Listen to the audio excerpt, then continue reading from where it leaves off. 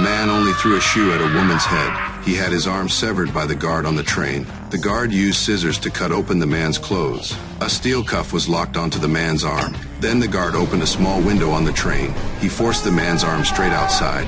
The man let out a piercing scream.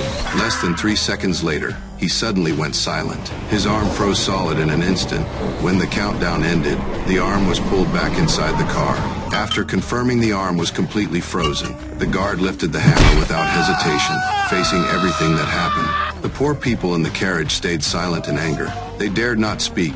By this time, Earth had already entered an ice age early. 9% of humanity had frozen into ice statues. The remaining 1% survived on this train. The train had been moving non-stop for 17 years. But even on this small train, a strict class system still existed. The rich lived in first class at the front. They lived in luxury every single day. The poor were trapped in the filthy tail section. They survived only on black protein bars. Worse than that, the rich would occasionally take children from the poor cars. If the poor complained even once, they were punished with brutal torture.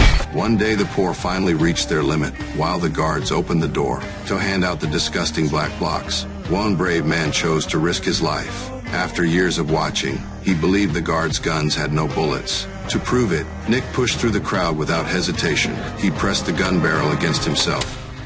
You've got no bullets! Once the truth was confirmed, the poor immediately lifted a metal pipe they had prepared. They rushed toward the closing door. They jammed it open by force. The guards' guns were empty.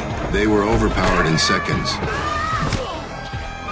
But at that moment, a huge man kept swinging a heavy hammer. No one dared to get close. Then a young man stepped forward. He tore off his clothes without hesitation. Using speed and agility, he charged straight at the brute. In one clean strike, the blade pierced straight through the man's heart.